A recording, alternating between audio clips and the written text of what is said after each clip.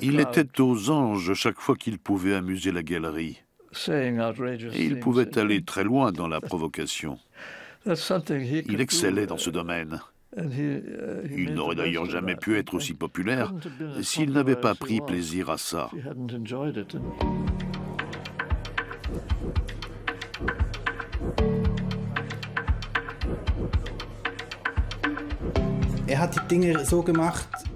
Il a fait ce qu'on aurait attendu de toute sa génération. Mais la plupart des gens ne se sont pas inspirés de son exemple. Nous aurions eu un XXe siècle un peu plus beau sinon.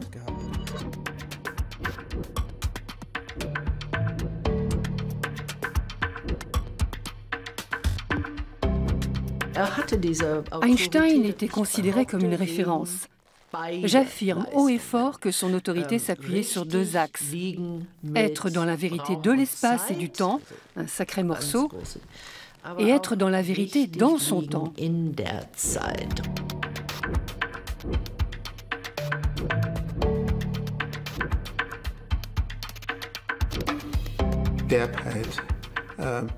Il était abrupt.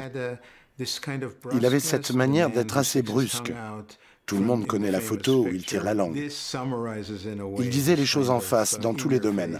Il était très direct, en physique, en politique et dans sa vie privée aussi.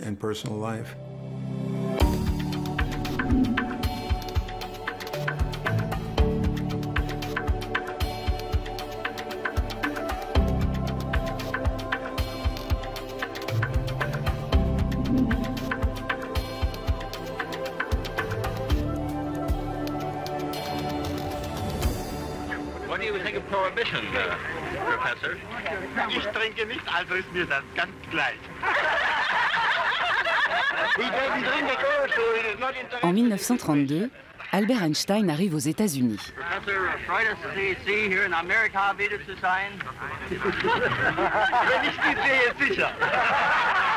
On garde de lui l'image de cet homme aimable, spirituel et plein de charme.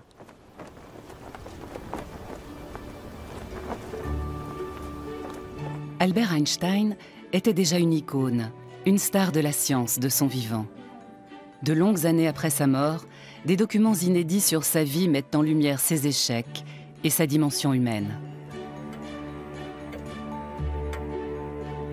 L'homme a incarné la grandeur et la tragédie du XXe siècle mieux qu'aucun de ses contemporains.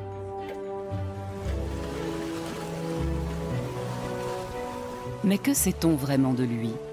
Tous ces gens qu'il a croisés, tous ces lieux qu'il a foulés dans son insatiable odyssée, n'infirment-ils pas cette image de voyageur solitaire portant le monde à la seule force de son esprit? Est-il un saint qui planerait au-dessus des passions des mortels?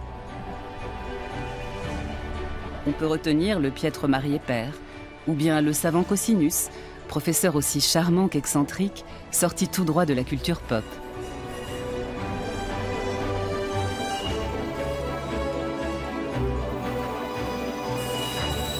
Légendes et rumeurs escortent la destinée d'un génie que chacun croit connaître et que personne ne comprend vraiment.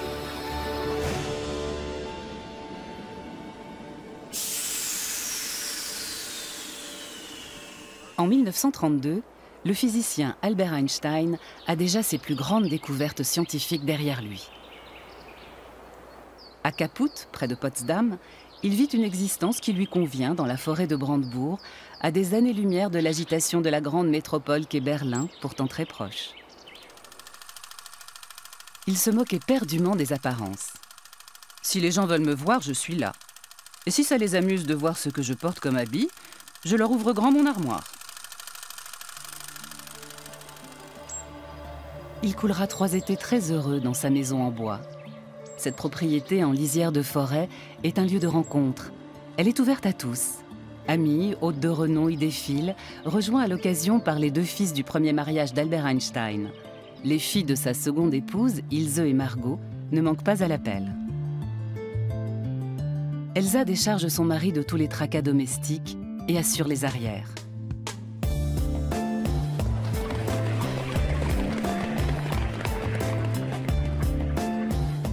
Pour ses 50 ans, la ville de Berlin s'était engagée à fournir à son plus illustre citoyen une résidence d'été sur un grand lac de la Havel.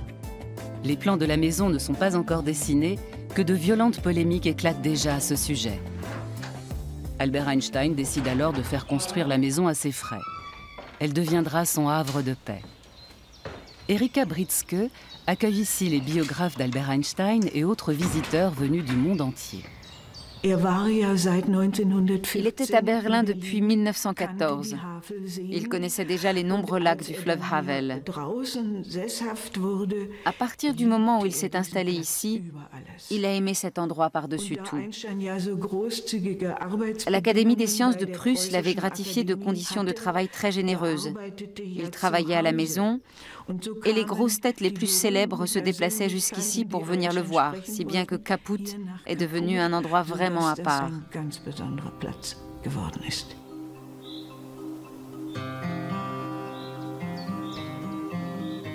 Albert Einstein aime suivre sa propre voie.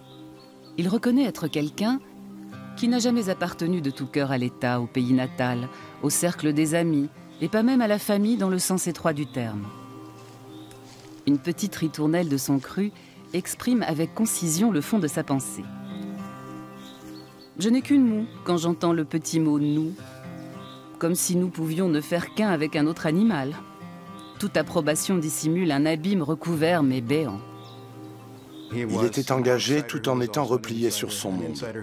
Il était en retrait de la société tout en s'engageant pour elle. Il jouait constamment sur ces deux tableaux. En allemand, on dirait « schillernde Figur », quelqu'un d'insaisissable, de très difficile à cerner. La ville de Berlin est plus qu'aucune autre intimement liée à la carrière d'Albert Einstein. Mais après 1933, la capitale allemande n'en effacera pas moins la trace des 2 décennies de complicité avec le chercheur qui avait trouvé en elle son ancrage. Quand Albert Einstein arrive à Berlin en avril 1914, il retrouve dans la capitale de l'empire de Guillaume II tout ce qu'il s'était ingénié à fuir quand il était jeune. Le lieu est cependant sur mesure pour les physiciens de son envergure. Dahlem, banlieue de Berlin encore très faiblement peuplée, est un bastion de l'excellence scientifique, l'équivalent allemand d'Oxford en somme. Albert Einstein est nommé directeur de l'Institut Guillaume II. Il doit se consacrer entièrement à son travail et se transformer en poule pondeuse, selon sa propre expression. Ce qui l'a attiré, c'est le Berlin intellectuel qui, à l'époque, était à la pointe dans le domaine des sciences physiques. Nombreux sont les grands noms de la physique qui se trouvaient à Berlin, lieu d'échange par excellence. Et voici que ces sommités berlinoises, qu'Einstein connaissait et admirait pour avoir lu leurs travaux, le sollicitaient pour qu'il les rejoigne. La conférence de Solvay, qui s'est tenue en 1911, a été décisive. Einstein était le benjamin des participants. Sa renommée et sa reconnaissance par la communauté scientifique ont fait un immense bond en avant à cette occasion. Le 25 novembre 1915 est le grand moment fondateur de la cosmologie moderne. À l'Académie des sciences de Prusse, Albert Einstein présente pour la première fois au public sa théorie de la relativité générale, ultime prolongement de sa théorie de la relativité restreinte. Il a 36 ans.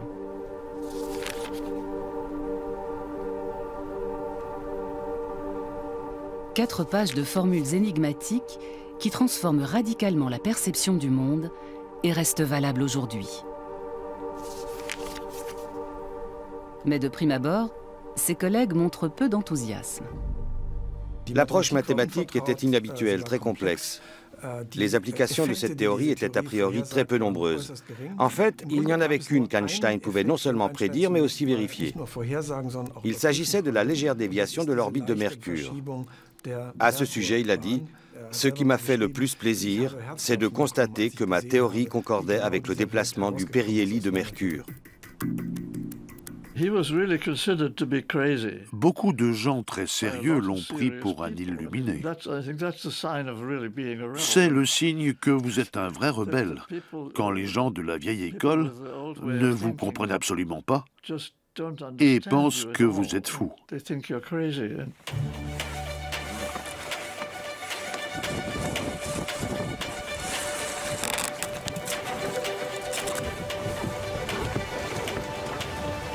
Mais cet insatiable aventurier est loin d'être fou. Son coup de génie de tous les superlatifs est l'aboutissement de plusieurs siècles d'errance spirituelle entre les notions d'espace, de temps et de gravitation universelle. Le chercheur obstiné sort finalement victorieux d'un bras de fer qu'il a opposé à Isaac Newton et aux lois de la physique classique.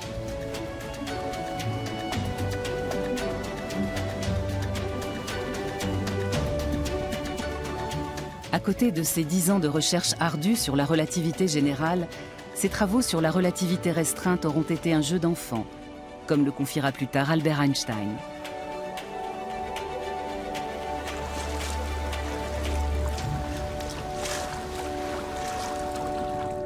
Avec la théorie de la relativité générale, espace et temps ne sont plus un socle fixe, mais sont partie intégrante de l'événement physique. L'un des pionniers de la recherche sur la théorie de la relativité générale, John Wheeler, a établi que la masse indiquait à l'espace-temps comment il devait se courber et que l'espace-temps indiquait à la masse comment se déplacer.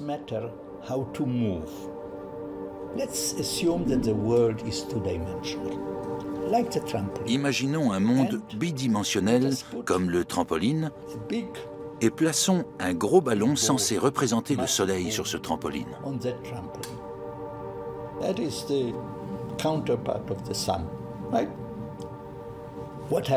Que se passe-t-il?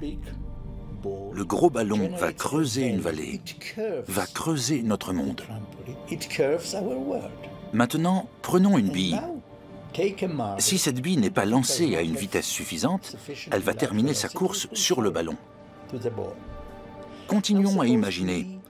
Le trampoline est désormais invisible. Nous ne voyons plus que le ballon et la bille. Nous concluons que le gros ballon a attiré la bille. C'est ce que voyait Newton.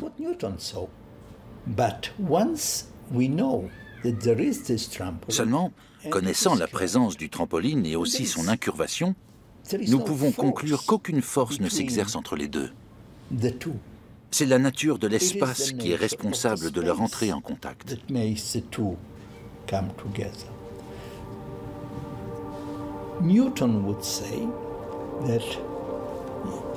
Newton affirmerait que deux corps se rencontrent sous l'effet de la loi de la gravitation universelle. Einstein dit, mais non, il n'y a pas de force qui s'exprime entre les deux corps. Le mouvement résulte de la forme de l'espace qui est incurvé.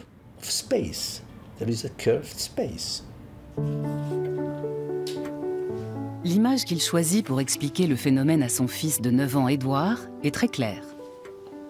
Quand un scarabée aveugle rampe sur une branche incurvée, il ne remarque pas que le chemin qu'il parcourt est en réalité une courbe. J'ai eu la chance de remarquer ce que le scarabée n'avait pas remarqué.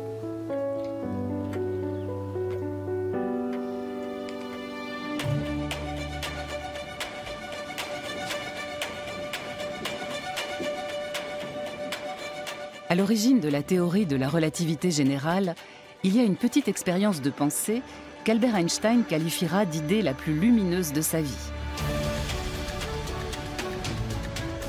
Lumière, électricité, mobilité. Même Albert Einstein est fasciné par les avancées techniques de son époque. En 1905, cet ascenseur était déjà en service au-dessus du lac des Quatre Cantons à Lucerne. Peut-être une source d'inspiration pour lui. Toujours est-il qu'Albert Einstein imagine 3 scénarios. Tout d'abord, la cabine est posée sur la Terre. Le passager a les pieds collés au plancher, sous l'effet de la force de gravitation. Si le câble rompt, la cabine est en apesanteur et le passager flotte à l'intérieur.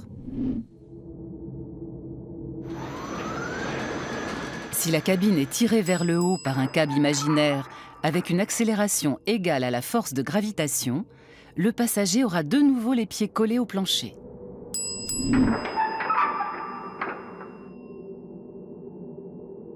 Le cahier de Zurich, dans lequel Albert Einstein griffonne ses idées, atteste du cheminement ardu qui a été le sien pour creuser, interpréter et généraliser l'étroite relation entre accélération et force gravitationnelle. Le nom de Grossman, son collaborateur, revient ici. Là, il réfléchit. Chaque fois que Grossman intervient, c'est beaucoup plus lisible et on y comprend enfin quelque chose. Du même coup, l'écriture laborieuse écarte définitivement l'illusion d'une idée lumineuse tombée du ciel. En réalité, le chemin vers la connaissance a été tortueux, semé d'embûches et de pistes qui ne menaient à rien. Albert Einstein a dû solliciter l'aide de tiers tout au long du parcours.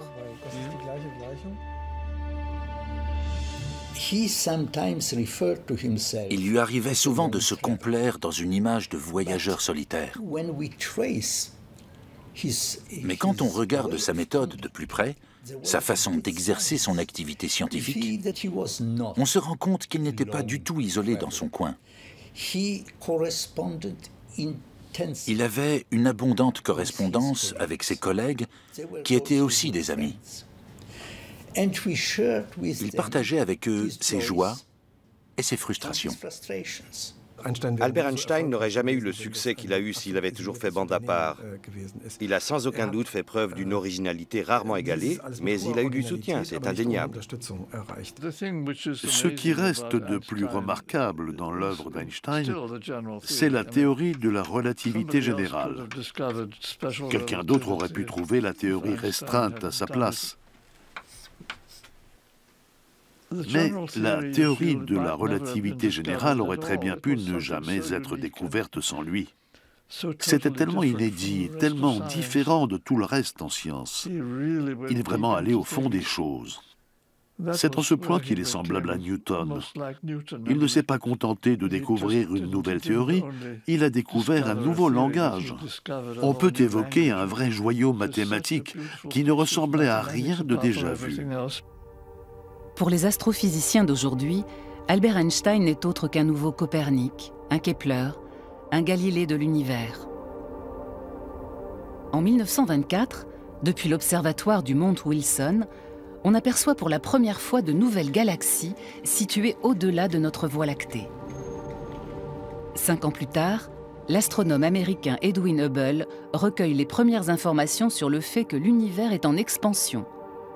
Plus notre regard se porte loin, et plus nous nous plongeons dans le passé, jusqu'aux origines de l'univers. Albert Einstein a ouvert les portes d'un nouvel univers qui n'est ni éternel ni statique, mais dynamique et évolutif. Ce n'est que longtemps après sa mort que le bien fondé de la théorie de la relativité générale sera reconnu.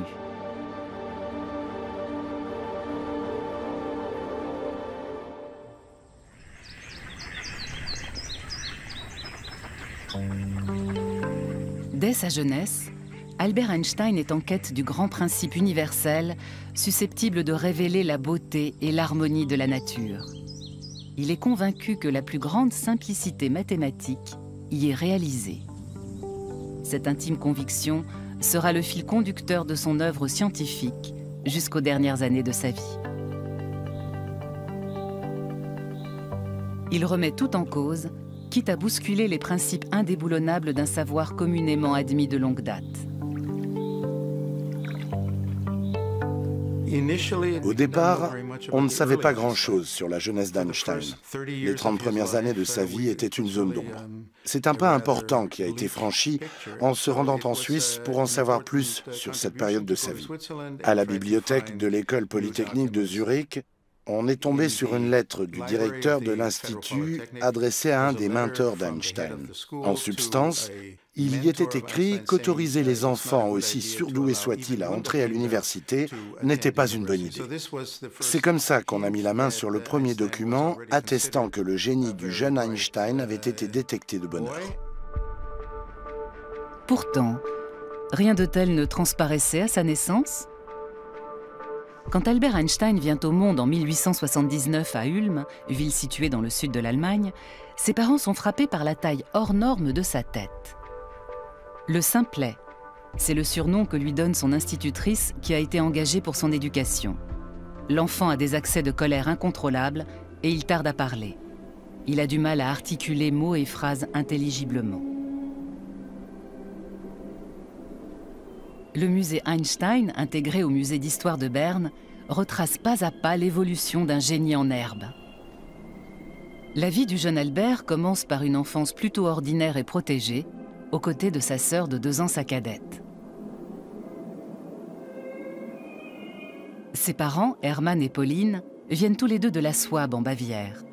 Albert Einstein prend leur accent souabe et imite leur dialecte, qui le suivra jusque dans son exil américain.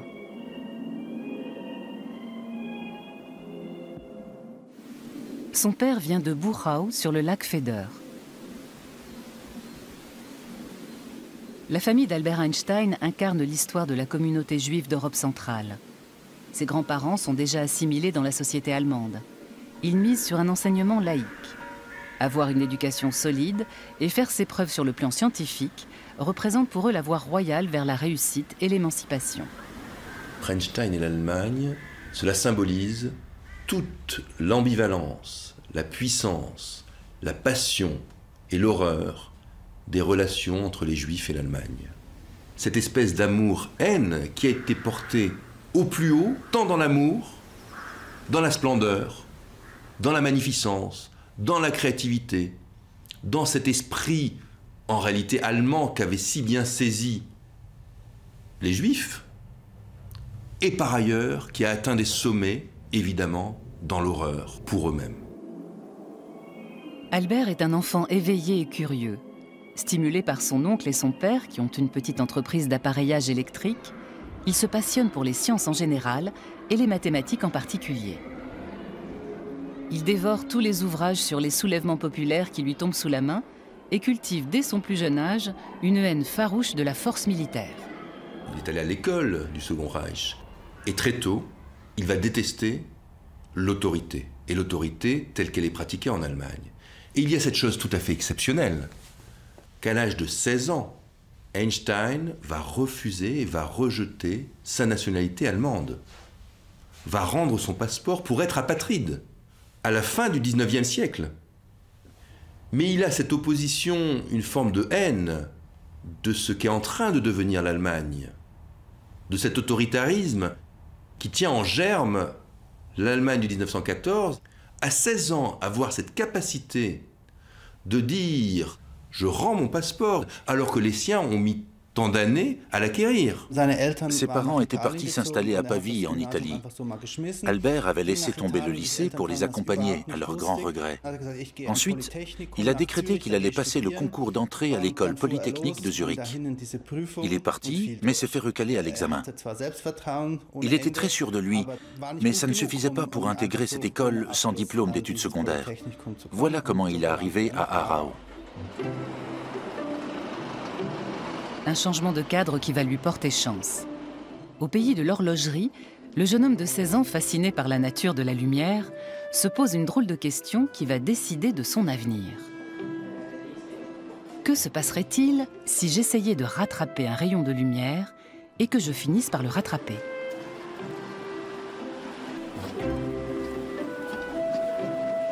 Un esprit très libéral règne dans le lycée du canton qu'il fréquente. Les enseignants encouragent leurs disciples à penser par eux-mêmes, ce qui fait forte impression sur lui. Les matières scientifiques sont mises à l'honneur dans cet enseignement. Le lien étroit entre l'électromagnétisme et la lumière le rattrape. Le jeune Albert Einstein se retrouve dans son élément grâce à l'expérience acquise au sein de l'entreprise familiale. C'est dans la ville suisse d'Aarau qu'est née la légende d'un Albert Einstein bien piètre élève. Il s'agit en fait d'un malentendu. Peu de temps avant le passage du baccalauréat, le système de notation change. Au lieu du 1, c'est désormais le 6 qui est la meilleure note. Albert Einstein, à qui on a par la suite volontiers prêté une réputation de cancre, obtient en fait les meilleurs résultats de son année. La seule copie d'examen qui laisse à désirer est sa rédaction en français, qui porte sur ses projets d'avenir. Le devoir est truffé de fautes de grammaire et d'orthographe.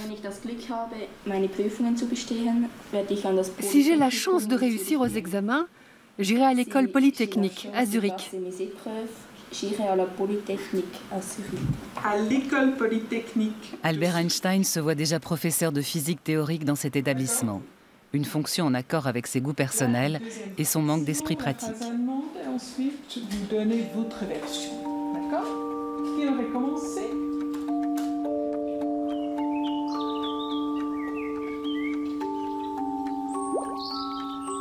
Albert Einstein aime expérimenter avec des pensées légères.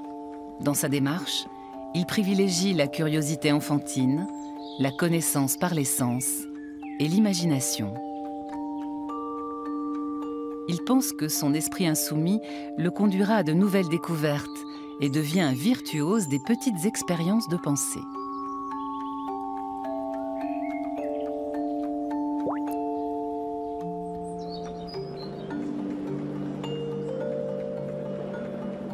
Les professeurs de l'école polytechnique ont affaire à un étudiant frondeur pour qui l'autorité inepte est l'ennemi numéro 1 de la vérité. En outre, c'est une forte tête. L'université ne propose pas de cours magistral sur la nouvelle théorie de la lumière. Qu'à cela ne tienne, Albert travaille seul à la maison, dans sa bulle. Il étudie en particulier l'électrodynamique de Maxwell ou les travaux très avant-gardistes d'Ernst Mach. Albert Einstein rencontre son grand amour sur les bancs de l'université.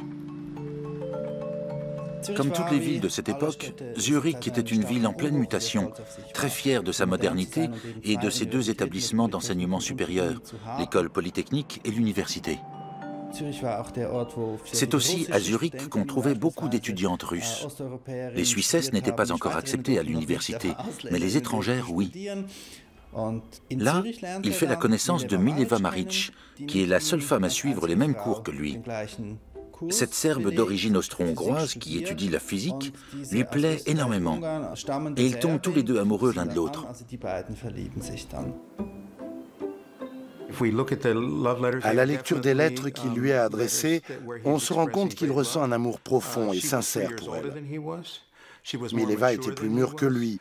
Elle avait 3 ans de plus et elle lui a donné la confiance en lui-même qu'il n'avait pas forcément au départ. Ils sont tous les deux physiciens. Ils empruntent des ouvrages à la bibliothèque et prennent un plaisir fou à découvrir la physique ensemble.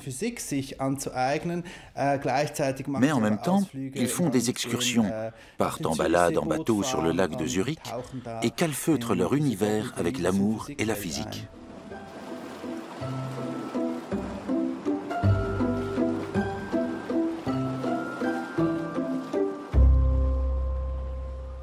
À Zurich, Albert Einstein trouve un cercle d'amis sur lequel il peut compter et dont il saura se faire aider sans le moindre scrupule dans les temps difficiles. Marcel Grossman a rendu de fiers services à Einstein. Il le dit expressément dans son autobiographie, ou plutôt dans sa nécrologie, selon le terme qu'il emploie dans le journal du collège. Il confie qu'il sèche les cours, qu'il joue au hockey au cours de ses 2 premières années d'études. Mais il pouvait toujours s'en remettre aux notes que Grossman prenait méticuleusement pendant les cours. Il les a qualifiées de « bouées de sauvetage ».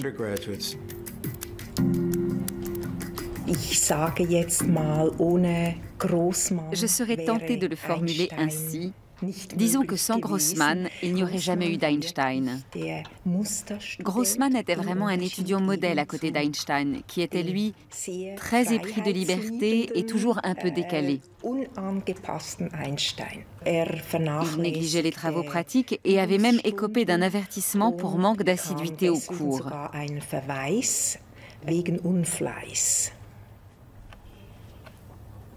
Albert Einstein décroche son diplôme de fin d'études de justesse. Quant à Mileva, elle échoue aux 2 sessions. Une grossesse imprévue met un terme définitif à ses études.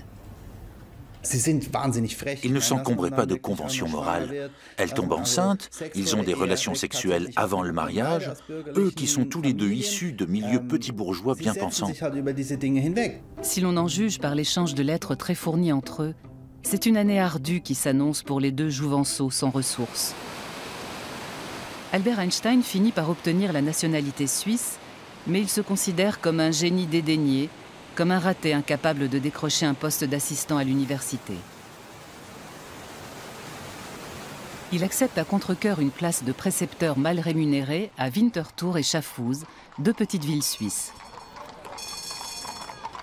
C'est en Serbie, dans la ville de Novi Sad et bien loin d'Albert, que Mileva met au monde leur petite fille, Liserl.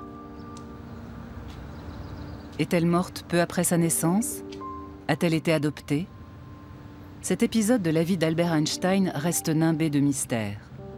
Toujours est-il que le nom de Liserl n'a plus jamais été mentionné après 1903. Les lettres calomnieuses à ce sujet ont été scrupuleusement gardées secrètes par les exécuteurs testamentaires. Personne ne connaissait l'existence des lettres qu'il a échangées avec Mileva Maric avant qu'elles ne soient retrouvées par hasard. Hélène Ducasse, sa secrétaire qu'il avait l'habitude d'appeler son fidèle cerbère, a veillé à ce que tous ces événements relevant du domaine privé ne soient pas portés à la connaissance du public. Quand vous voulez qu'un homme devienne une légende, vous en faites une personne à la réputation irréprochable, dont la vie publique se confond avec la vie privée.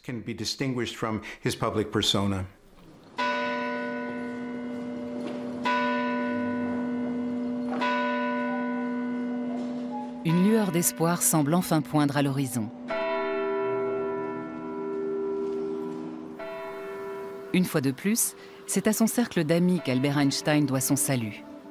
Le père de Marcel Grossmann lui procure un poste à l'Office des brevets de Berne. Mileva rentre en Suisse. Avec les revenus confortables que lui rapporte ce poste d'expert technique de 3e classe, Albert Einstein gagne l'indépendance financière qui tardait à venir. En outre, ces années passées dans une administration garante de la propriété intellectuelle helvétique seront déterminantes pour la suite de sa carrière. Il a lui-même décrit le bureau fédéral comme étant « le couvent laïque où il a conçu ses plus belles idées en tant que gratte-papier grassement payé ». C'est l'âge d'or de l'électrotechnique qui va révolutionner même les montres. Il y avait beaucoup de nouveaux brevets qui circulaient, mais il s'aperçoit que la question de savoir comment transporter le temps sur de grandes distances pour la synchronisation des horloges est au cœur des préoccupations. Il y avait là un créneau et cela n'a pas échappé à Einstein dans l'exercice de son travail. Il sait répartir rigoureusement son temps. 8 heures de travail, 8 heures de divers, qui désignent ses recherches personnelles en physique, ainsi qu'il l'écrit à un ami. Le plus grand ami d'Einstein à l'Office des brevets était son collègue, Michele Besso. Il se caractérisait par une grande gentillesse, une qualité qu'Einstein admirait d'autant plus qu'elle ne le caractérisait pas. Il avait aussi 2 autres amis proches avec qui il avait fondé l'Académie Olympia. Maurice Solovin, un juif de Roumanie qui faisait ses études à Berne, et Konrad Habicht, qui lui était suisse. Dans cette Académie Olympia, qui ne se prenait pas au sérieux, aujourd'hui on appellerait ça une séance de baratin, ils parlaient philosophie. Au cours de leurs réunions, ils dévoraient ensemble une quantité incommensurable d'articles. Einstein a toujours gardé un souvenir ému de cette période de sa vie. Malgré le désaccord de ses parents, Albert Einstein épouse Mileva. Hans Albert, l'aîné des 2 fils qu'ils auront ensemble, vient au monde en 1904. Mileva fait définitivement son deuil de la vie de femme émancipée dont elle avait caressé l'espoir. L'émancipation des femmes n'était pas la priorité d'Einstein. En se mariant, le couple est devenu très conventionnel. Mileva et Einstein se sont conformés au modèle familial petit bourgeois. Tous les 2 contre le monde entier, comme un couple bohème. Lui se sentirait capable d'assumer ce modèle, elle non.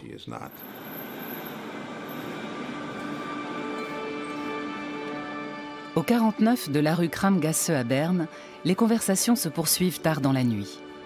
C'est là qu'Einstein débute l'année 1905, qui restera comme une année prodigieuse. Un vrai feu d'artifice d'idées géniales qui restera dans les annales. Le degré de participation de la talentueuse physicienne qu'était Mileva reste à ce jour une énigme. Cher Habicht, écrit Albert Einstein à son ami de l'Académie Olympia. Que faites-vous donc, espèce de baleine congelée? Je vous promets 4 de mes travaux. Le premier concerne le rayonnement et les propriétés énergétiques de la lumière, et il est vraiment révolutionnaire. Le 4e article traite d'une électrodynamique des corps en mouvement qui vous intéressera sûrement.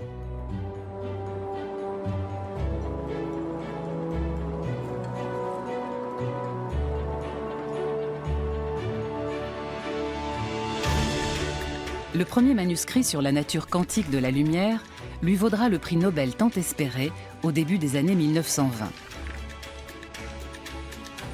2 autres articles traitent des atomes et des molécules, les éléments fondamentaux de la nature.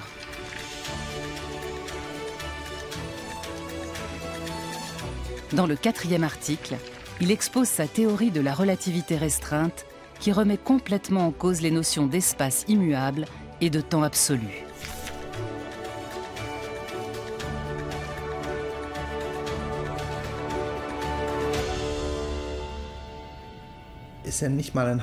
En 6 mois, même pas, il écrit tous ces articles qu'il envoie l'un après l'autre à Berlin où ils sont publiés. Et ces articles changent notre perception du monde. Hermann Minkowski, professeur de mathématiques à Zurich, met la dernière main à la théorie révolutionnaire d'Albert Einstein.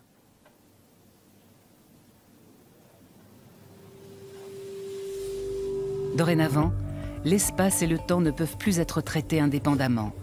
Ils sont imbriqués l'un dans l'autre et unis dans le concept d'espace-temps, désormais incontournable.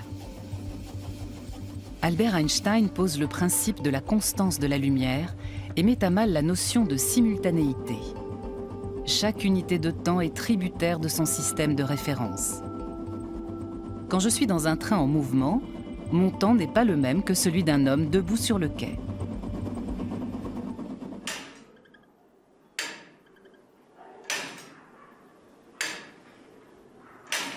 Depuis Isaac Newton, le temps absolu était posé comme le principe de la constance en physique. Pour les contemporains d'Albert Einstein, il est difficile d'admettre les théories révolutionnaires du physicien de génie, car sur Terre, les effets de la relativité sont bien trop faibles pour être perçus par nos sens. Je me suis demandé ce que ce concept de temps extensible voulait dire. Qu'est-ce que ça donnerait si cette horloge, qui est suspendue à 7 mètres au-dessus du sol, était en contact avec la Terre? Tic-tacerait-elle vraiment plus lentement, comme l'affirme la théorie de la relativité? Jusqu'à ce que je trouve une page sur Internet où l'on montrait comment faire les calculs. Je suis effectivement arrivé au résultat suivant. L'horloge à 7 mètres au-dessus du sol avance de 2,1 secondes tous les 100 millions d'années.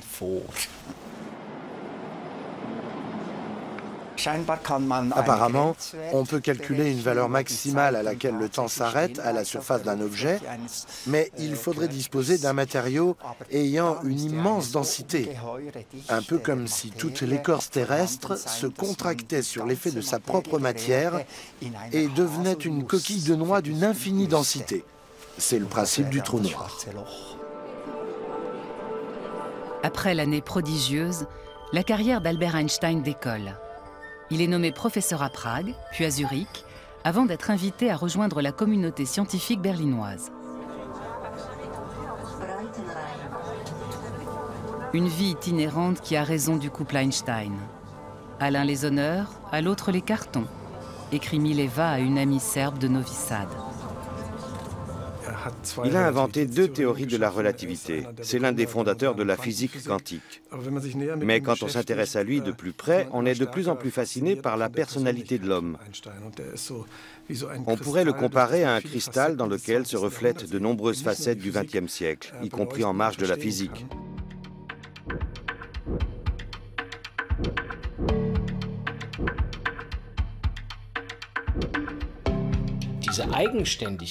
C'était un esprit libre, révolutionnaire, qui ne ployait jamais avec l'obsession de ne surtout pas être un mouton. C'est un trait essentiel de sa personnalité.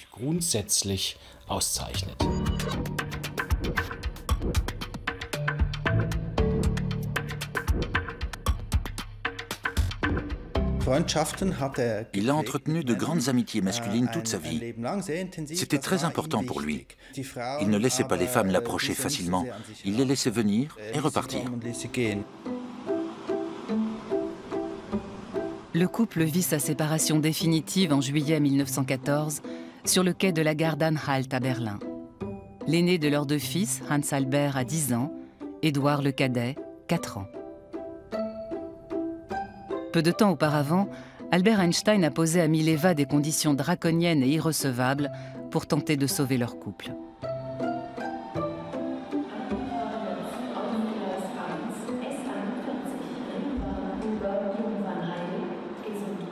Le dernier combat a été livré, écrit-il à sa cousine Elsa Löwenthal, qui est sa maîtresse depuis 2 ans. Hier, ma femme est partie avec mes 2 fils. J'étais sur le quai et je les ai embrassés une dernière fois. J'ai pleuré comme un enfant. J'avoue que je me sens légèrement abattue. C'est une épreuve qui ressemble un peu à la mort.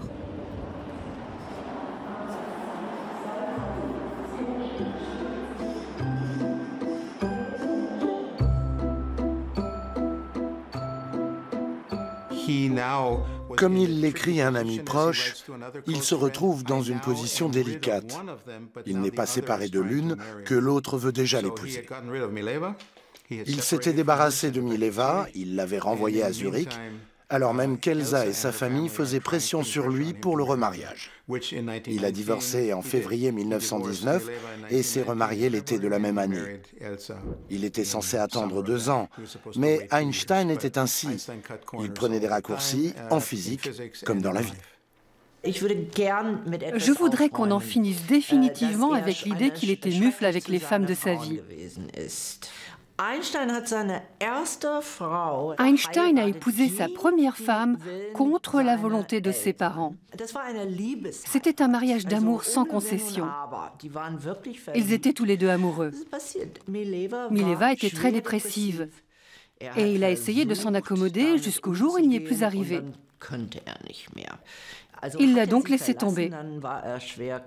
Ensuite, quand il a été très malade, Elsa s'est occupée de lui.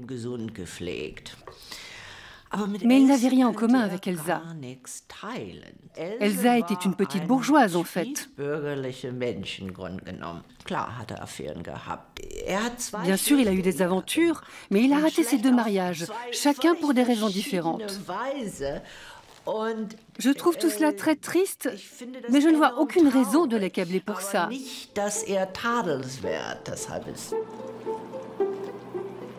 En emménageant dans le Bayerisches Viertel, le quartier bavarois de Berlin, le fils égaré retourne dans sa tribu. Sa cousine Elsa sait ce qui l'attend aux côtés d'Einstein. Avoir un rang à tenir dans la société, mais aussi partager la vie d'un mari qui n'hésite pas à remettre en cause l'institution du mariage et ne dédaigne pas les conquêtes féminines.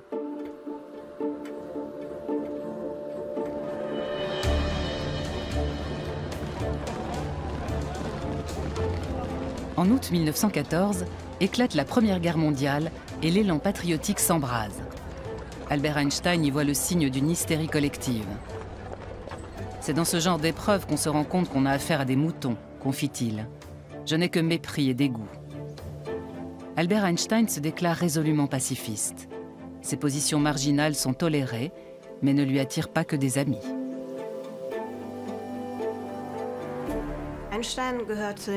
Einstein ne se reconnaît pas dans l'engouement pour la guerre que la grande majorité de ses collègues à Berlin partagent. Ses collègues en physique, des scientifiques en général, des artistes, ont massivement signé le manifeste des 93 en 1914. Ce manifeste justifie le nationalisme et le militarisme et récuse les accusations d'exaction. Einstein n'a pas voulu signer. Il fait même partie de ceux qui étaient farouchement contre. Il appartient à la toute petite minorité qui a signé un contre-appel. C'est très intéressant de consulter ce qu'il a écrit au milieu de la Première Guerre mondiale. Dans son manifeste qu'il a appelé Meine Meinung über den Krieg, il expose son ressenti sur la guerre sans détour, et il n'y va pas avec le dos de la cuillère. Il dit que la guerre repose sur les instincts bestiaux des hommes, qui les poussent à soumettre les autres. Il y a même un petit clin d'œil à Freud quand il parle d'hommes désireux de démontrer leur puissance sexuelle, exactement comme le Gaukel, le coq, qui cherche à asseoir sa suprématie sur les autres. La guerre est à l'origine de l'engagement politique d'Albert Einstein. Elle le pousse à sortir de l'ombre pour défendre ses idées. C'est à Berlin qu'il connaît un regain de religiosité, lui pour qui le judaïsme était resté cantonné à une brève période de son enfance.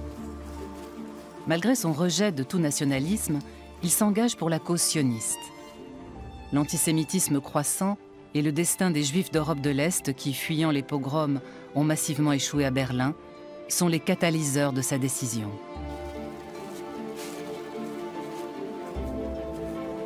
Ils venaient des villages appelés Shtetl en Russie, et ces Juifs d'Europe de l'Est étaient doublement dédaignés. Les Allemands les méprisaient, mais les Juifs allemands tout autant. De quoi attiser l'empathie d'Einstein pour ses opprimés. Il s'élevait contre le monde universitaire, qui barrait le passage aux étudiants et professeurs juifs de l'Est. Il y a là la clé de voûte de son engagement pour la construction de l'Université hébraïque de Jérusalem, dont il a défendu le projet dès la première heure. Albert Einstein est l'un des fondateurs de l'Université hébraïque de Jérusalem, qui doit son existence au mouvement sioniste. Elle est devenue un centre international de rencontres scientifiques, de recherche et d'enseignement. À partir de 1919, il accompagne la construction du site avec un intérêt croissant, mais il est la cible de vives critiques dans cette entreprise.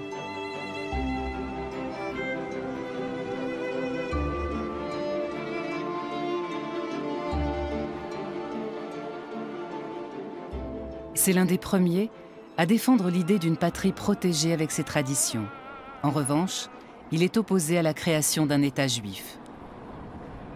Il pense que la présence juive en Palestine ne survivra qu'à condition de parvenir à une cohabitation et à des accords honnêtes avec les Arabes.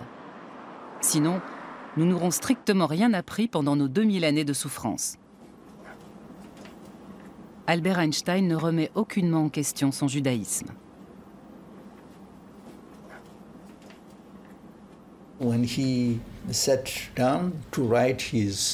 Quand il a couché ses dernières volontés dans son testament, il a pu exprimer son engagement en léguant tout son patrimoine à cette université, sa propriété intellectuelle s'entend.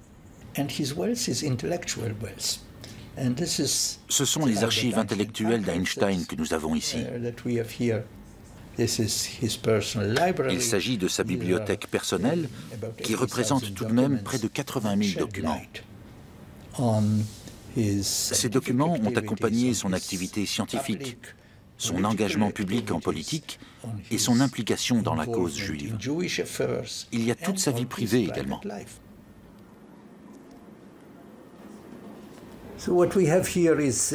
Nous avons ici le manuscrit de 46 pages sur sa théorie de la relativité. Il a une très belle écriture. Il n'y a pas beaucoup de ratures. Si vous vous intéressez surtout au contenu, tout cela existe en version imprimée que vous pouvez toujours consulter. Il n'en reste pas moins que la version manuscrite a beaucoup de charme. Elle vous permet de voir comment il travaillait au moment où il a écrit ça. Peu après la guerre, le monde entier apprend que l'astrophysicien britannique Arthur Stanley Eddington a vérifié empiriquement les thèses de la relativité générale d'Albert Einstein à l'occasion d'une éclipse. Le ciel a tranché. La théorie d'Einstein triomphe.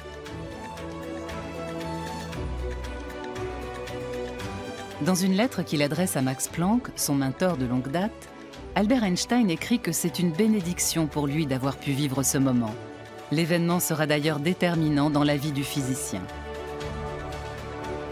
L'Europe sort exsangue de la guerre, et voilà qu'un homme armé d'un simple crayon et d'un morceau de papier sort une formule de son chapeau et nous explique le fonctionnement des astres. Il fait preuve d'une confiance en lui et d'un aplomb qui se sont perdus dans les décombres de la guerre où toutes les valeurs se sont effondrées. Arrive cet homme qui lit dans les pensées de Dieu et nous explique comment l'univers fonctionne.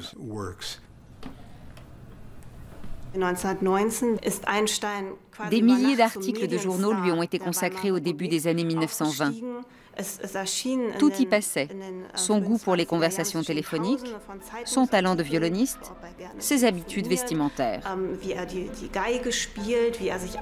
Et puis la radio a pris le relais, mais les films aussi.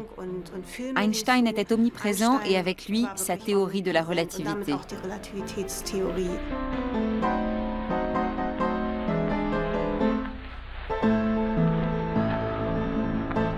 Einstein s'est hissé du statut de physicien ordinaire à celui de phénomène, de génie du millénaire qui a complètement bouleversé tous les repères. On l'a soudain vu changer d'allure. Sa chevelure est devenue encore plus hirsute, ses choix vestimentaires plus excentriques, et il y a toute une série de clichés de lui qui sont devenus cultes.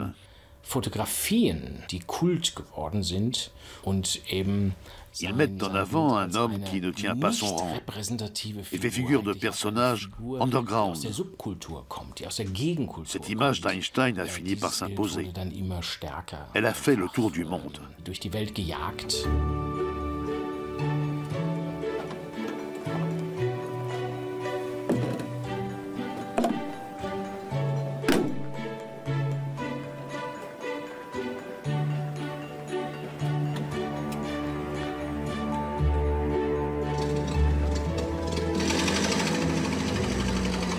En tant que célébrité mondialement reconnue, Albert Einstein est sollicité de toutes parts, bien au-delà de ses compétences de physicien. Sa voix a du poids. Ça m'apprendra à n'avoir eu que mépris pour l'autorité. Le destin s'est chargé de faire de moi une autorité, soupire-t-il, confronté à sa popularité déjà légendaire.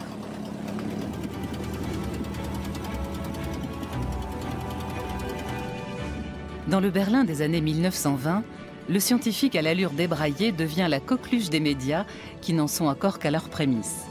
Les femmes sont très attirées par lui. D'un côté, il s'amuse de ce grand tohu-bohu autour de sa personne. Il n'y a désormais plus un homme de la rue qui ne débatte de la véracité de la théorie de la relativité. Mais d'un autre côté, il n'est pas insensible à l'accueil que lui réserve l'élite de la société. Ses apparitions publiques sont mises en scène comme des spectacles. Pour lui, c'est certainement la force d'attraction du mystère qui fascine à ce point les gens.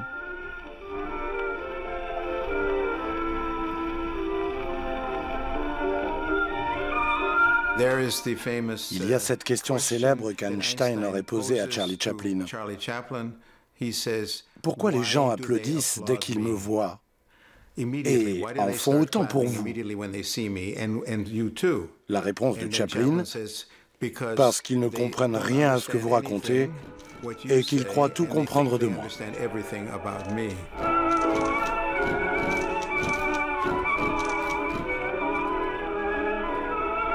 La défaite a fait des miracles, écrit Albert Einstein à sa mère Pauline après la défaite de l'Allemagne à l'issue de la Grande Guerre.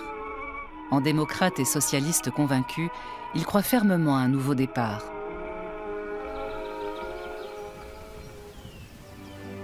La tour Einstein à Potsdam symbolise l'atmosphère de renouveau qui règne à cette époque. Elle montre la volonté commune de tous ces concepteurs à faire s'exprimer architecture, physique et astronomie simultanément.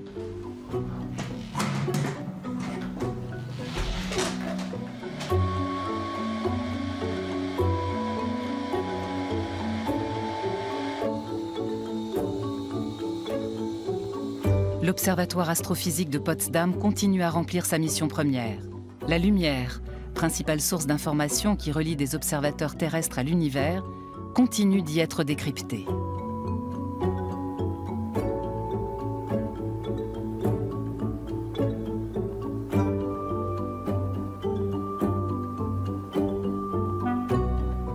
Mais le monolithe expressionniste, un clin d'œil au nom d'Einstein qui en allemand veut dire une pierre, et aux lignes courbes inhérentes à sa théorie, a une autre mission, plaider en faveur d'une technique et d'une science dont les acquis et les enseignements profitent à l'humanité.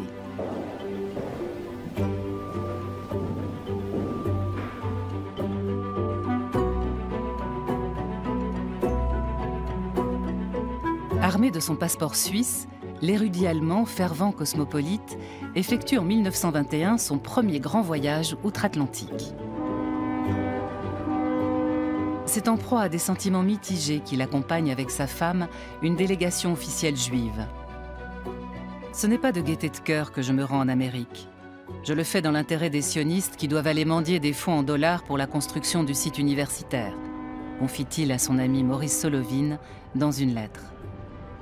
Aux USA, il est accueilli en véritable héros. Il y avait des parades en guise de comité d'accueil. Les Beatles à côté, rien à voir. Par la suite, les parades sont devenues plus proches de manifestations pour empêcher l'homme aux idées socialistes de fouler le sol américain. Il était un peu partagé face à cette popularité soudaine. Il trouvait ça pénible et en même temps ça l'amusait. Il y a certainement des blagues qu'il a faites pour mieux se protéger. Mais il savait aussi très bien se servir de sa renommée à des fins politiques.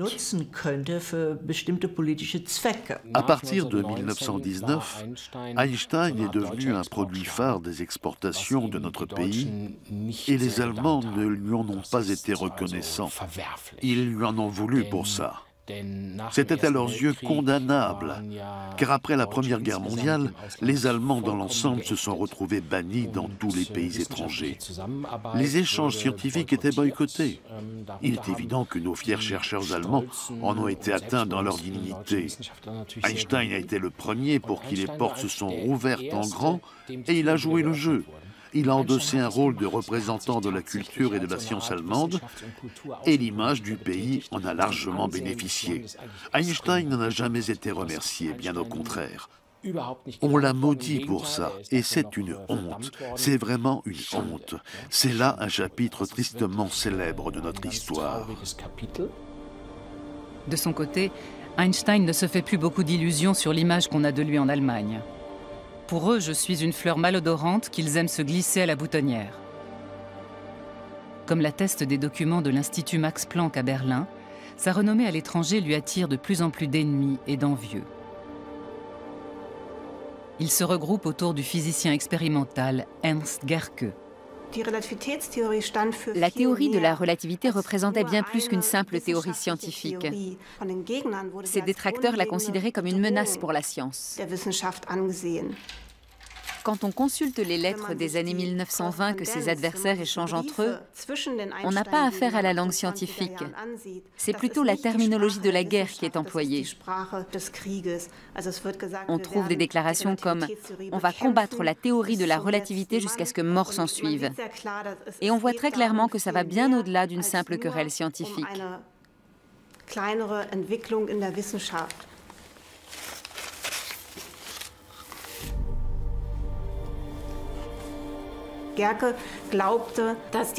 Ernst Gerke pensait que la théorie de la relativité était un emballement médiatique monté de toutes pièces par la presse.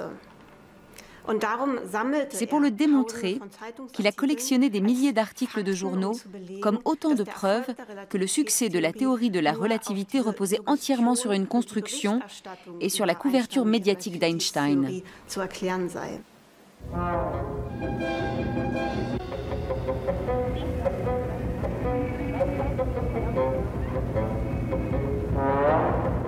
Einstein, le relativiste juif qui pactise avec les communistes et l'étranger, le traître à la patrie pendant la Grande Guerre.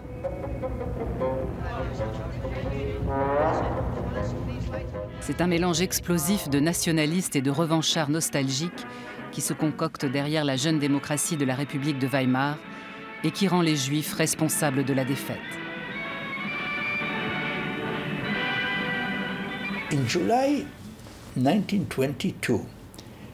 En juillet 1922, le ministre juif des Affaires étrangères, Walter Rathenau, a été assassiné à Berlin par des groupes extrémistes de droite, vétérans de l'armée allemande.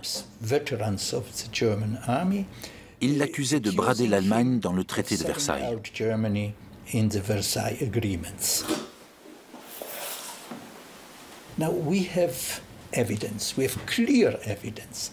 Nous avons aujourd'hui la preuve irréfutable qu'Einstein était sur la liste des hommes à abattre. Et il s'est trouvé des gens pour lui conseiller de quitter l'Allemagne pendant un certain temps.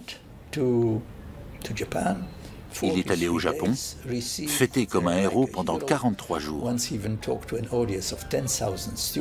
Il s'est adressé à une foule de 10 000 étudiants, un moment à marquer d'une pierre blanche. C'est aussi très intéressant du point de vue de l'histoire de la relativité, car c'est au Japon qu'il a révélé pour la première fois les circonstances dans lesquelles il avait imaginé sa théorie et quelles en étaient les grandes lignes.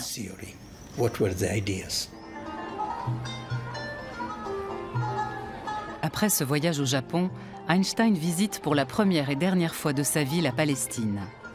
Il se déclare très favorable à un projet d'implantation au milieu du désert. À Jérusalem, il est acclamé. Il fait un discours sur le mont Scopus. Il se rend au mur des Lamentations où, comme il le dit dans son journal de bord, il est très impressionné devant le tableau moyenâgeux de ces hommes juifs qui prient au pied du mur. Pour le juif non-croyant qu'il est, il s'agit d'hommes du passé et non pas du présent. On lui a demandé s'il n'avait pas envie de s'installer en Palestine et d'y enseigner, et je crois que l'expression qu'il a employée, c'était « le cœur dit oui, la tête dit non ». En 1952, David Ben-Gourion, Premier ministre de l'État d'Israël, proposera à Albert Einstein d'en devenir le président. Et qu'est-ce qu'on fait s'il accepte? Se serait-il enquis? Mais Einstein refuse. David Ben-Gourion avait déjà remarqué les tendances révolutionnaires d'Einstein. Non pas qu'il ait cherché à provoquer, car tout chez lui était mûrement réfléchi.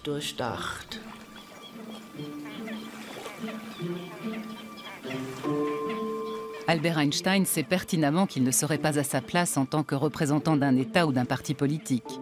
La flexibilité, l'opportunisme et la diplomatie n'ont jamais été son fort.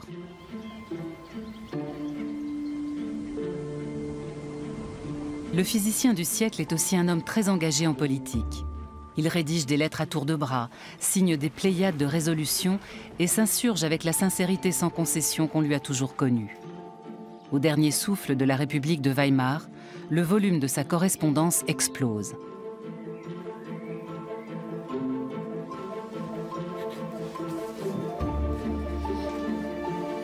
Dans une lettre adressée à l'artiste Käthe Kollwitz, il critique les procès intentés par Staline aux élites intellectuelles de son pays. Qui aurait cru que cette évolution que nous avons observée plein d'espoir aurait pu conduire à de telles horreurs? En juillet 1932, il adresse depuis Caput une lettre ouverte à Sigmund Freud qui est à Vienne. Existe-t-il un moyen d'affranchir les hommes de la menace de la guerre? Que faire contre les psychoses de haine et de destruction? À l'instar de tant d'autres, il mesure l'ampleur du danger fasciste et de la menace d'embrasement du monde que fait naître le Parti national-socialiste.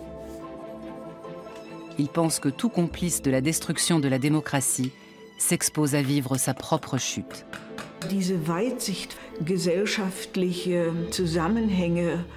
Cette clairvoyance, cette justesse dans l'analyse des maillons de la société, c'est très étonnant chez un homme qui passe pour être distrait.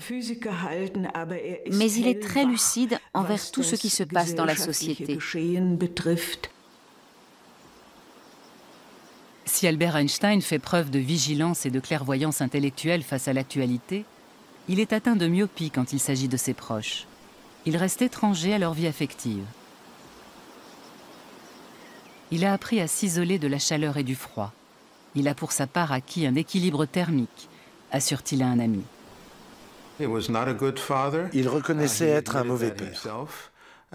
Mais à sa décharge, on peut arguer qu'un physicien de son envergure n'a pas le temps de faire autre chose à côté. Ce n'est pas une excuse, c'est un fait.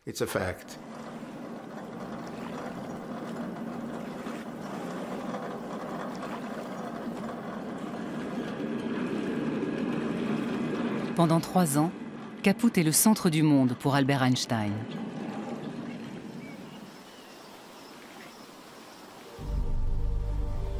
En 1933, les nazis le chassent de ce paradis sur la Havel.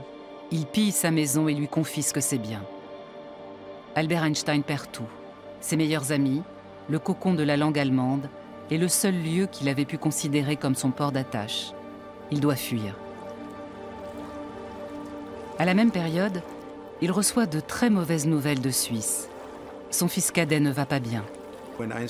L'été 1933, Einstein rend visite à Édouard. Il quitte Le Coq-sur-Mer, la petite commune belge, où il a trouvé refuge après la prise de pouvoir d'Hitler. Et il retrouve son fils cadet à Burgolsli, une clinique très réputée à la périphérie de Zurich, où sont internés les gens atteints de troubles mentaux. C'est ici qu'Albert Einstein prend définitivement congé de Mileva et de son cher fils Édouard, schizophrène, interné dans un hôpital psychiatrique pour une durée indéterminée. Un traumatisme indélébile pour la mère, et pour le père, un constat d'impuissance face à ce qu'il considère comme un coup du destin. Il l'avouait lui-même lorsqu'il disait « Mon fils restera le seul problème sans solution ».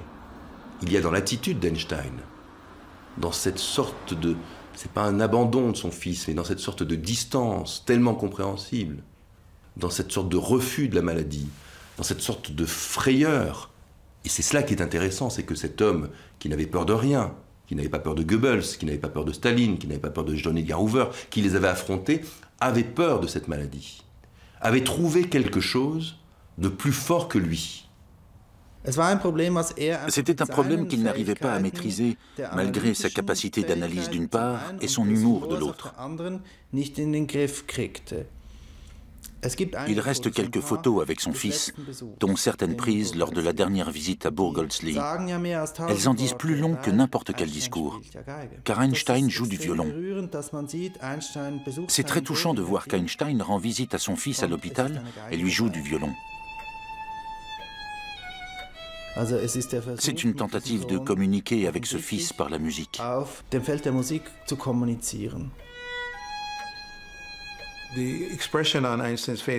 Plus encore que la tristesse de savoir qu'il ne reverra probablement plus son fils, on lit sur les traits d'Einstein les sentiments ambivalents qu'il a toujours éprouvés envers sa première famille et le remords de ne pas avoir vu grandir ses enfants.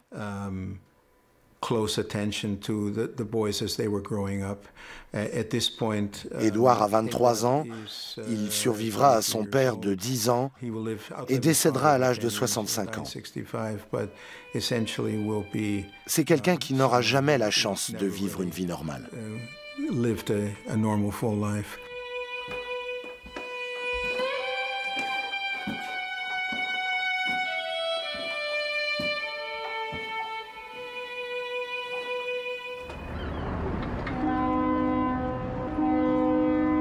4 mois plus tard, les Einstein voguent avec leur secrétaire Hélène Ducasse vers de nouveaux rivages. Les journalistes jubilent. Perdu pour l'Europe, gagné pour l'Amérique.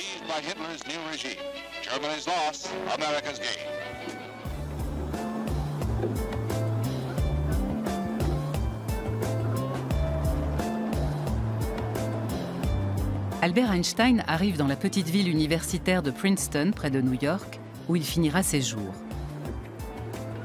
Il aura jusqu'au bout du mal à se faire à la mentalité et à la langue américaine. Le déraciné qu'il est ne parvient pas à s'enraciner dans ce nouveau monde. C'est très bizarre d'être aussi connu et de se retrouver aussi seul. Mais il est clair que face à la popularité qui est la mienne, les autres sont sur la défensive et cela conduit à l'isolement.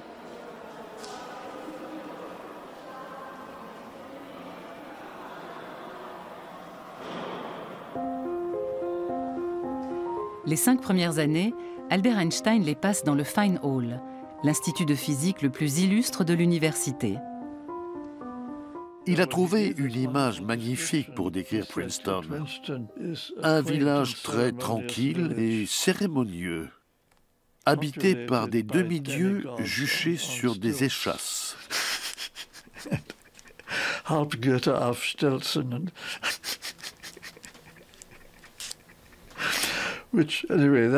C'était son ressenti sur cet endroit, et il n'avait pas tout à fait tort, il faut dire.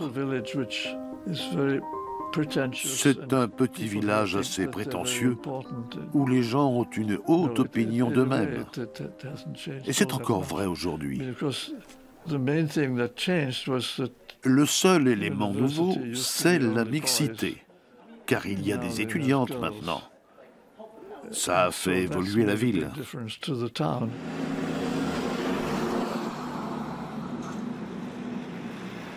Depuis 1935, le couple Einstein est installé au 112 Mercer Street. Alarmé par les événements en Allemagne, il s'improvise agent de l'immigration et œuvre sans répit pour aider les Juifs et les opposants au régime nazi à s'exiler en Amérique. À la mort de son épouse Elsa, Albert Einstein ne se retrouve pas seul. Sa belle-fille Margot et sa sœur Maya emménagent sous son toit. Et tout autour de lui gravite un gynécée dont il est, comme à son habitude, l'épicentre.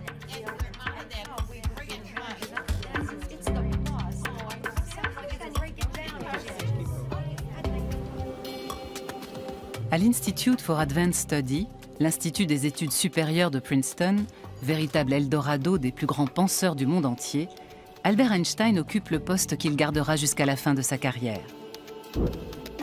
Peu de temps après son arrivée aux USA, le libre penseur est accueilli par le directeur en ces termes : « Vous êtes ici le bienvenu, mais faites-vous discret, votre salut en dépend. »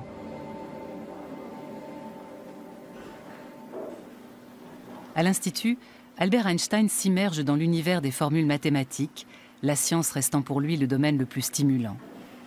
Il garde ses distances avec la jeune génération de talents scientifiques à laquelle appartient le physicien Freeman Dyson.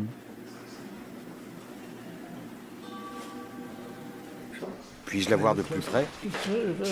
Elle est très jolie, je l'ai depuis 40 ans.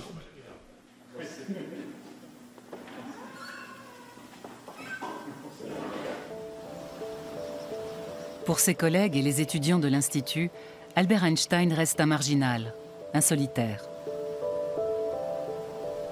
Il y avait deux endroits qui étaient nos lieux d'échange, la cantine et la salle de séminaire. Et Einstein restait à l'écart des deux. Il ne venait pas plus déjeuner qu'il ne se rendait au séminaire. Il était tout à la dénotion de son problème qu'il appelait la théorie des champs unifiés, et qui était l'unification entre le champ gravitationnel et l'électromagnétisme, alors que la physique prenait à ce moment-là une toute autre voie.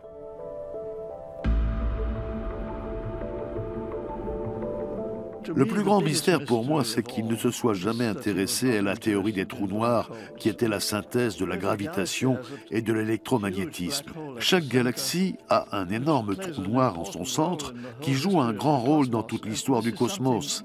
C'est quelque chose d'absolument essentiel dans notre vision de l'univers et c'est la conséquence la plus sensationnelle de la théorie de la relativité générale. Le trou noir est la plus belle chose qui est découlée de la théorie d'Einstein. Il faut dire que nous étions des jeunes gens très arrogants. Nous faisions des choses extraordinaires et l'idée que nous aurions pu apprendre quelque chose d'Einstein ne nous a jamais traversé l'esprit. Lui, de son côté, considérait qu'il n'avait rien à apprendre de nous. C'était un fait établi. Le manque d'intérêt était réciproque et c'est une honte quand on y repense.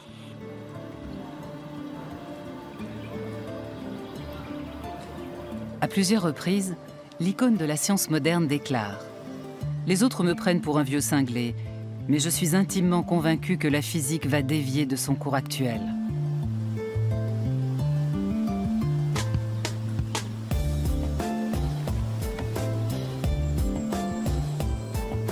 L'Amérique a fait d'Einstein une icône immortelle, mais elle a aussi propagé l'idée que son idole n'a plus rien généré de nouveau sur ses vieux jours.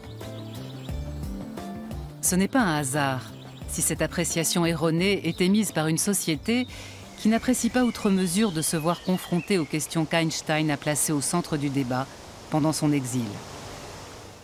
Il avait tellement contribué à la physique et à la science qu'il aurait pu se reposer sur ses lauriers pour le restant de ses jours. Il n'en serait pas moins resté ce grand scientifique dont la légitimité était établie.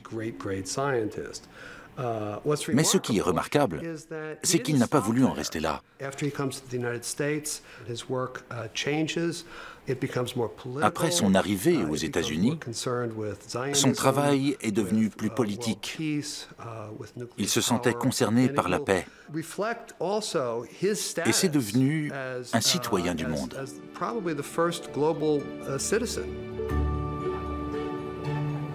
Toute ma vie, écrit Albert Einstein, j'ai été déchiré entre les équations et la politique. Le spectre de ses activités remplit déjà 14 volumes des Einstein Papers, publiés en 1987 par Princeton University Press. D'autres vont suivre.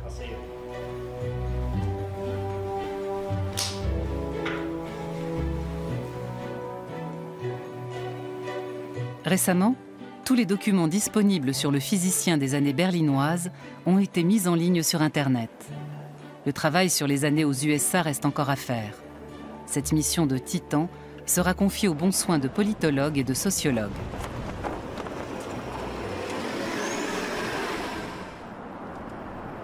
En 1940, à Trenton, Albert Einstein prête serment sur la Constitution américaine et devient citoyen américain tout en conservant son passeport suisse. Le plus célèbre des réfugiés politiques américains n'en restera pas moins un citoyen qui continue à dire le fond de sa pensée, sans crainte ni concession. Il n'a jamais cessé de se voir comme un rebelle.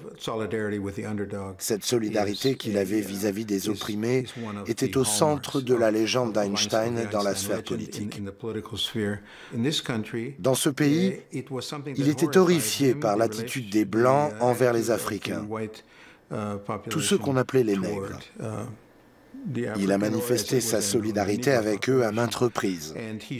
Il a fait des discours dans la Lincoln University, qui est une université fréquentée exclusivement par des Noirs.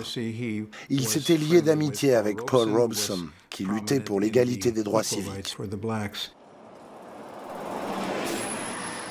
À Princeton, Einstein n'hésite pas à flâner dans les quartiers noirs, autour de la Witherspoon Street, où très peu de Blancs s'aventurent.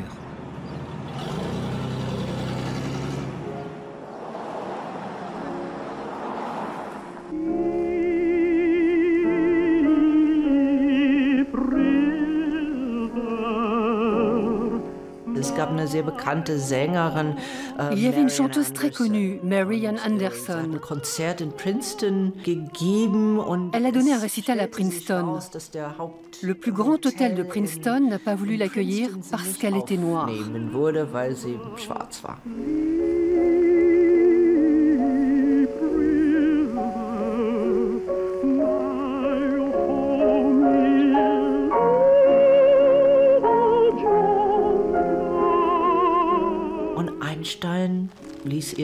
Einstein lui a fait savoir qu'elle était la bienvenue chez lui.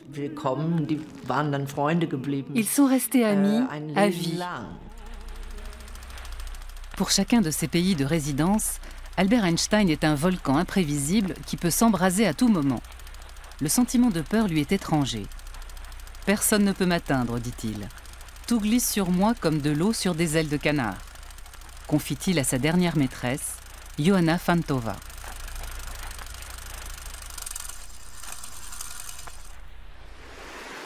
En 1939, ceux qu'on disait appartenir à la mafia hongroise, Leo Szilard, Edward Teller et Eugen Wigner, tous trois physiciens hongrois, avaient appris de différentes sources que les Allemands étaient peut-être en train de travailler sur un projet de bombe atomique. Leo Szilard s'est rendu seul à la Peconic Bay, à Nassau Point, où Einstein passait ses vacances. Qui d'autre qu'Einstein pouvait alerter le monde entier et révéler que les Allemands étaient en train de fabriquer la bombe atomique? C'est Szilard qui a écrit la lettre, mais c'est Einstein qui l'a signée.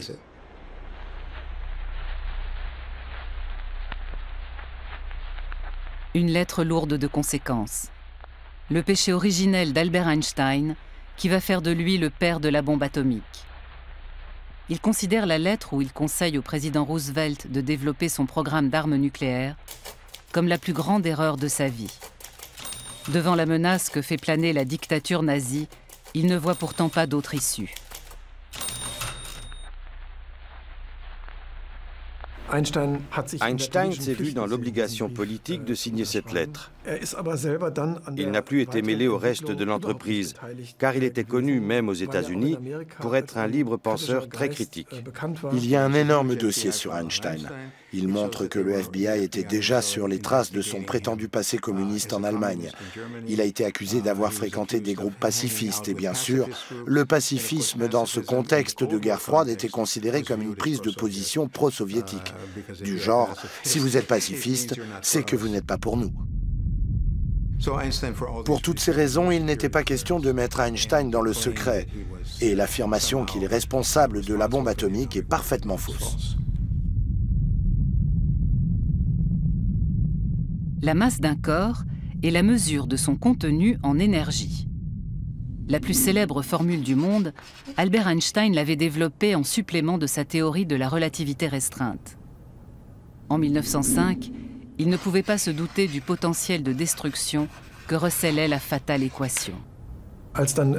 Quand cela a donné lieu à la fabrication de la bombe atomique larguée sur le Japon, Einstein a été l'un des premiers à être épouvanté par cette évolution et à vouloir informer sur les dangers de la technologie nucléaire à des fins militaires.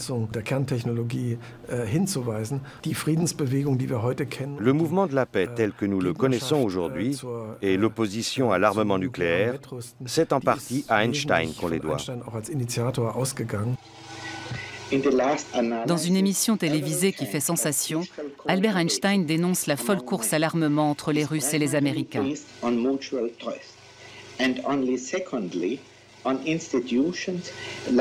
À l'horizon, c'est la bombe à hydrogène qui menace. Un objectif techniquement réaliste qui anéantirait toute vie sur Terre.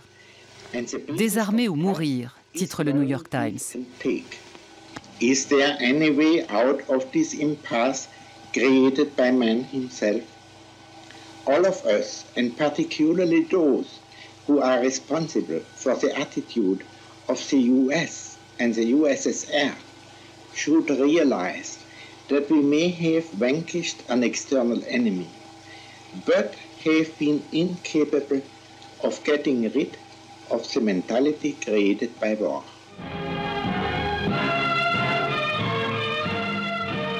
Sous la direction d'Edgar Hoover, le FBI amasse un énorme dossier de plus de 1800 pages sur Albert Einstein. McCarthy entame alors une chasse aux sorcières qui vise tous ceux qui sont proches du Parti communiste. The fight against the Communist Party has been a double battle. One against the subversion of the principles of American society, the other against espionage. Les dénonciations empoisonnent le climat aux USA. Albert Einstein, qui est personnellement visé, n'hésite pas à se servir de sa popularité. Il prend haut et fort la défense de citoyens mis au banc de la société américaine, comme le physicien Robert Oppenheimer, et de ceux qui, comme les époux Rosenberg, sont condamnés à mort pour espionnage. Il était vraiment digne de sa réputation. Il disait ce qu'il pensait et se moquait des conséquences. C'est vraiment un aspect intéressant de sa personnalité. Il pouvait dire tout ce qu'il voulait, il était intouchable.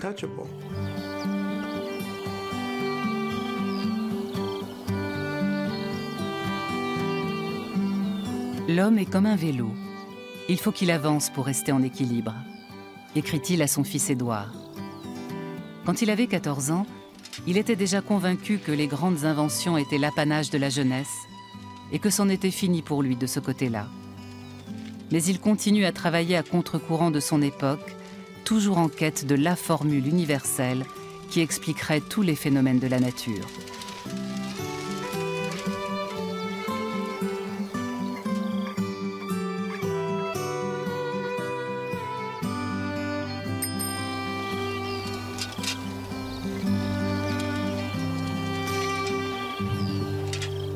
Je crois que la notion de contradiction est centrale pour Einstein.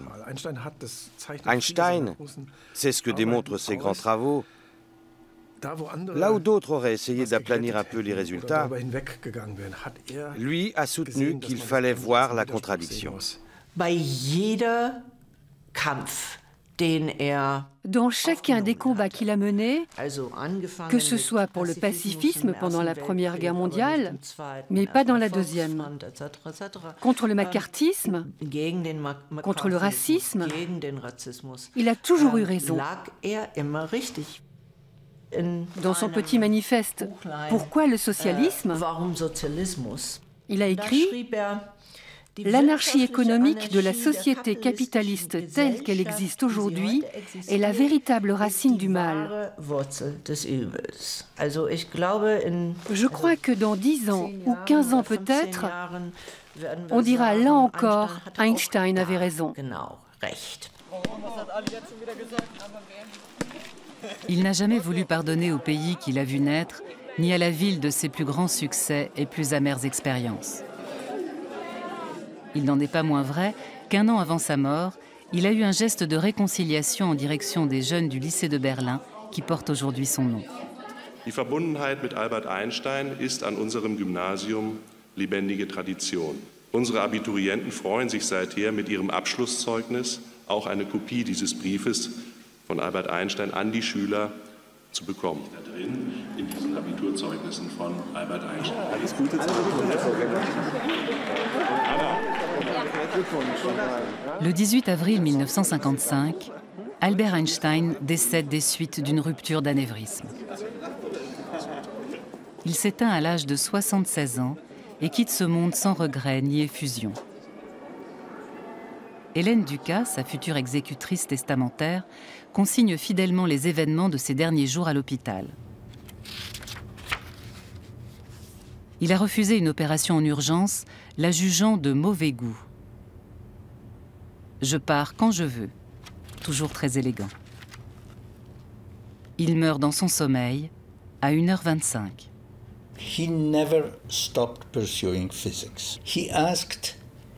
Il n'a jamais cessé de faire de la physique. Il a réclamé son carnet et s'est débattu jusqu'au bout avec des équations pour essayer de faire aboutir ses recherches sur la théorie des champs unifiés. C'est la même semaine qu'il a signé le manifeste Einstein-Russell, avec ses vues sur la politique mondiale, la paix et la guerre. Et il a aussi écrit un discours qu'il voulait prononcer à l'occasion du 7e anniversaire de l'indépendance d'Israël. À sa demande, il est incinéré le jour même de sa mort. Ses cendres sont dispersées au large du petit État de Delaware, en Nouvelle-Angleterre. Et que surtout, personne ne songe à garder mes ossements comme des reliques. La mort ne veut rien dire, avait écrit Albert Einstein 3 mois avant la fin, en apprenant le décès de son meilleur ami Michele Besso en Suisse. Pour nous, physiciens convaincus, la distinction entre passé, présent et futur n'est qu'une illusion, même si elle a la vie dure.